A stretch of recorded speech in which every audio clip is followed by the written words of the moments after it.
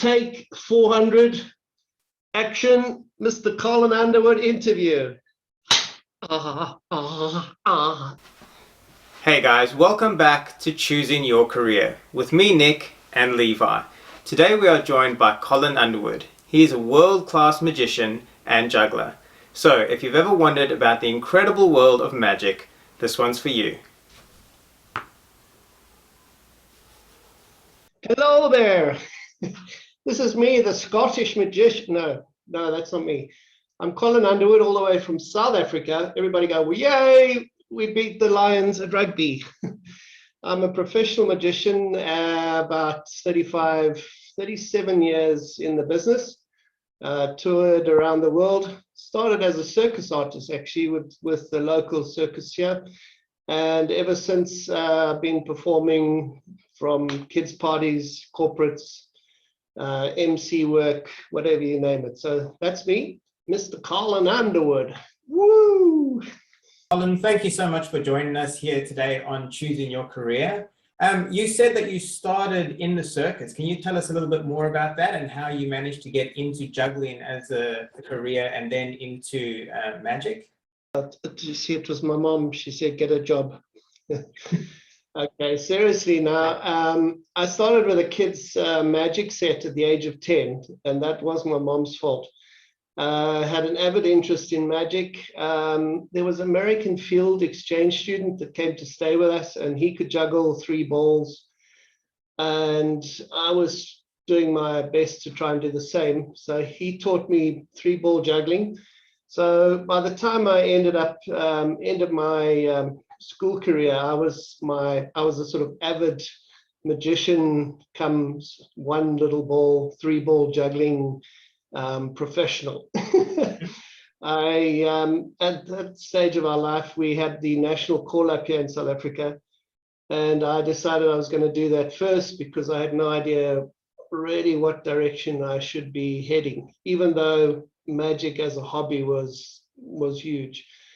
As fate would be, I landed up in a army camp out in the middle of the sticks, and right in the next door tent to me was a circus artist from Cape Town, Charles Strawn, and he rigged up a rope between 2 blue gum trees, which is from your Australia, and got on a unicycle and started juggling. I mean, God had a plan before I'd even thought I had a plan.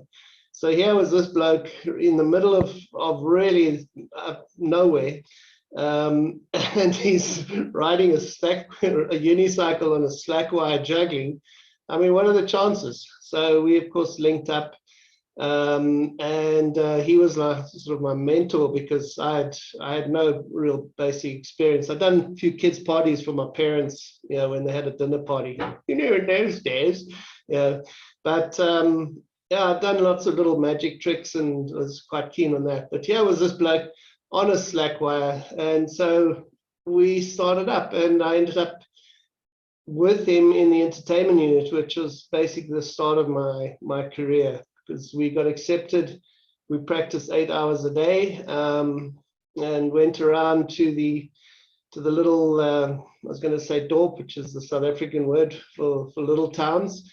And got thrown in the deep end, literally. I mean, I walked on stage and was going, oh, bloody hell. And in those days, I was very shy and not, very shy now. But I had no idea, experience-wise, throw onto a stage and bloody hell, you've got 300 fellow army blokes looking at you going, where's the dancer? It was like, it was quite hectic.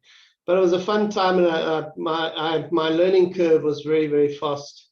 From there, I ended up, we had a short break where he went overseas, Charles, and I went to do my industrial designing, which was probably about the only time I was normal. And then he came back and we auditioned for Boswell Circus. And that's where my first career, circus career started. So that was about 1981, 82. That was a year in the circus. After that, I then went solo with my own juggling act in the circus. And by then I was getting quite proficient as a solo juggling act. And from there, went over to Europe for a year or two. Now, you said that you were on Bosawalki Circus, which is obviously a very large circus in South Africa. And then you said that you went over to Europe.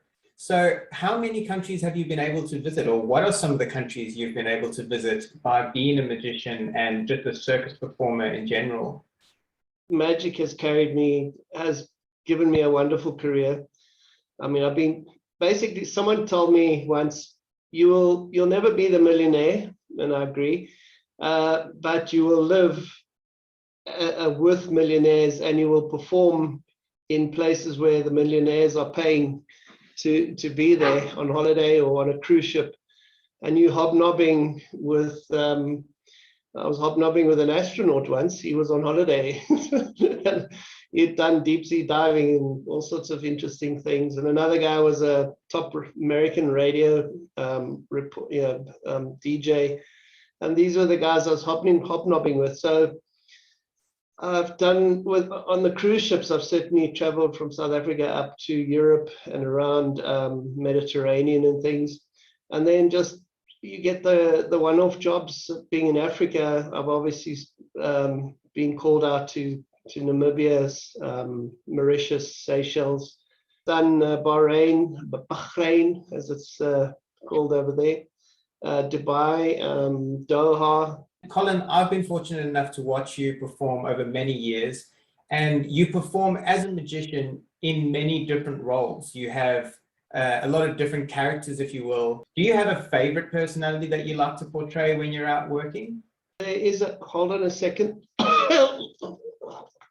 Oh, geez, sorry about that. Shouldn't have had the soup. There's a comedy businessman. His name is Barnaby Smythe. He's a British insurance agent with bowler hat and umbrella and stuff. Maybe I can send you a pic.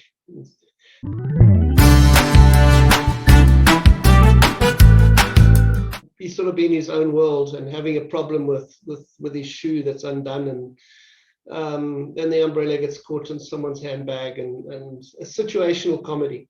So he's quite a popular, strong character for me.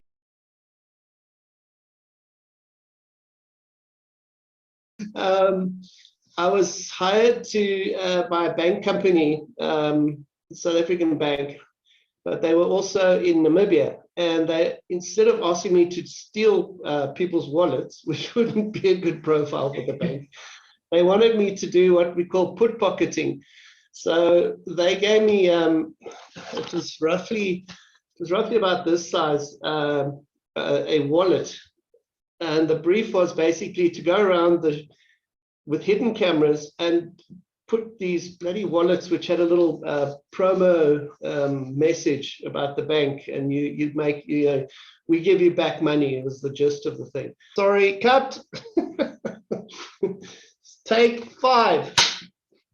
Anyway, it was on the first maybe hour, I was like, because my mate is in the law business, top judge, and he said, if you get caught, they can arrest you because you're violating people's space. And oh my, jeez, like, you obviously got away with it doing that specific show, which could have probably gone a little bit, haywire, but it didn't. Have you ever had it not go down the way you expect?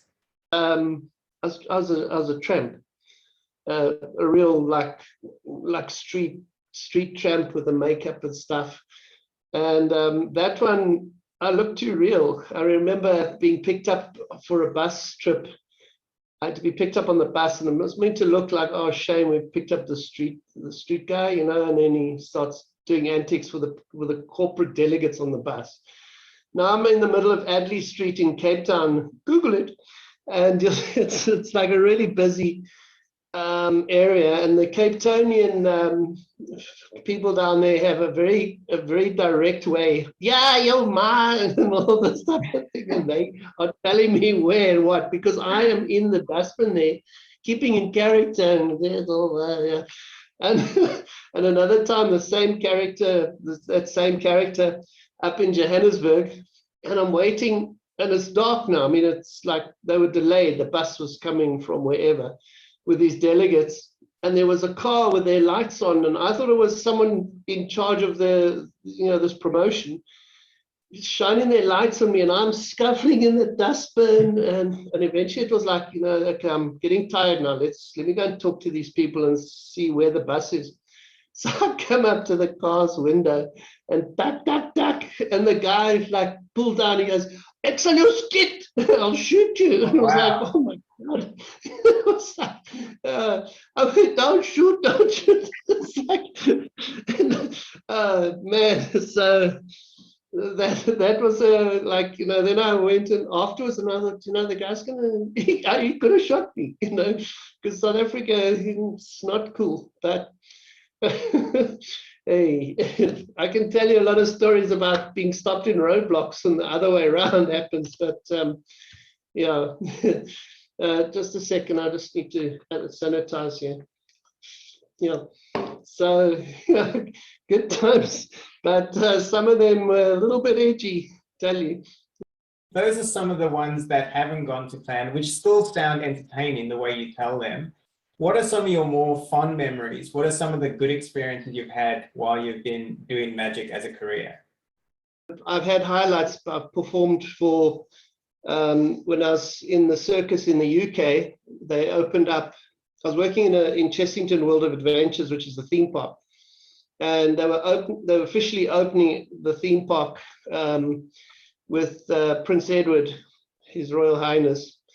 And so that's probably one of my highest, accolade ones, where he sat in the front row there and I had to do my juggling. Jolly good, So I've done that, and I've done for royalty and all the Rich Man, Poor Man series in those days. They were in the audience there, etc. So those sheikhs in Dubai, and those are all like the big ones. But the ones that give me the most pleasure now was, for instance, there was a little girl in Bahrain. Her name was Fatima, and I was character doing pre-show work, walking around the audience before the show in the sort of drunken sailor character. And I did a little coin trick for this little girl, Fatima, and I said to her, "You can have the coin. It's your magic coin." The moment of magic, and that little special moment, she was bowled over. She ended up wanting to buy me presents, and we kept in touch, and she made a pendant out of the coin, chain and things, and she wanted me to come for tea. And I mean, I'm talking a little 7-year-old child who, and a parent, I'm going, "No, I can't accept this." And I was, she leather jacket and other stuff. I said to the parent, "You mustn't buy it. She's not doing it. The little girl was buying it." And that little moment of magic, I really I cherish, because I mean, not because of the goods and stuff, but those, what I gave back just through a magic trick. And so many times spontaneously now, when I'm at a garage service station, and show a little bit of magic, they're not expecting the performance, so they don't have this "entertain me, Mr. Magician." They're open to it, and especially that they're not expecting the coin to, here's the coin and vanishes. It's like, their brain is boom, So if somebody wanted to begin a career as a magician, what advice would you give them, and what type of plan would they have? Because becoming a magician seems like something so out there. I don't think anybody would know where to begin, and not many people would run away and join the circus. So where would somebody begin to become a magician? Becoming a full-time magician and having that passion that magicians have, and you can go to a convention in say the UK, especially, where you've got 3,000 magicians, from professionals to amateurs, all collecting and coming together and freaking out at the tricks. So that is the person who really takes it to that nth degree. But there's also the person that can learn 3 tricks, put them in his wallet, and entertain on an ad lib basis. I've had many people come up to me and go, "Oh, I know that trick," and this thing. So, just why I'm telling you this is that you don't have to end up being the full-time magician to enjoy magic, as an art form. My recommendation is to try and contact a local magician. Look in the Google your local magician in your area and give him a shout. Some of them will have this freaked out, it's competition. I mean, please.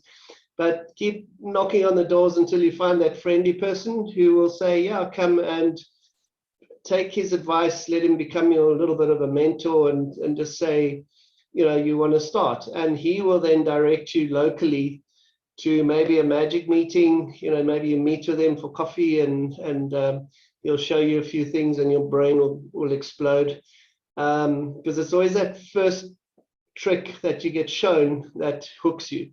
The best way is to get someone giving you advice so that you can, at least you don't waste so much money, and also speed up your career in the shortest space possible.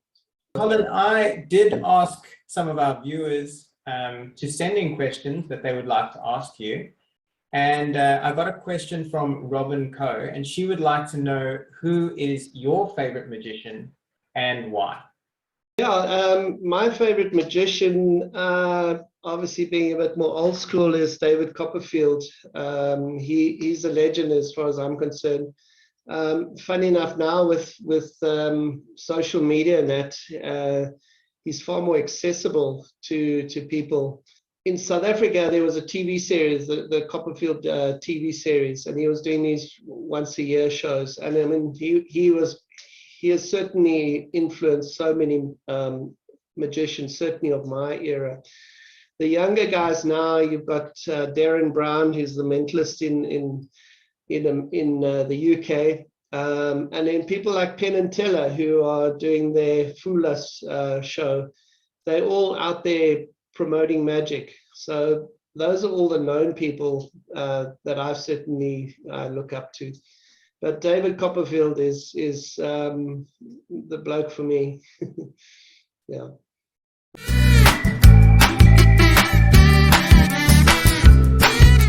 He wants me to perform. All right. Ta-da. This is 10 Rand. This is worth about 0.0 of a. Okay, what you do, it's called origami. You make sure Mr. Mandela, bless him, is on the inside, okay? The idea of this is to make the zeros line up in such a way that it actually looks like a bigger note. So let me show you what happens. You fold it like this.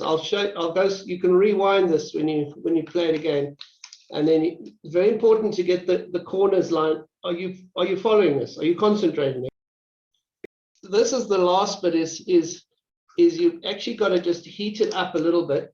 I know that's gross with the COVID thing, but it does work rather well, because you see it actually causes the note to change color.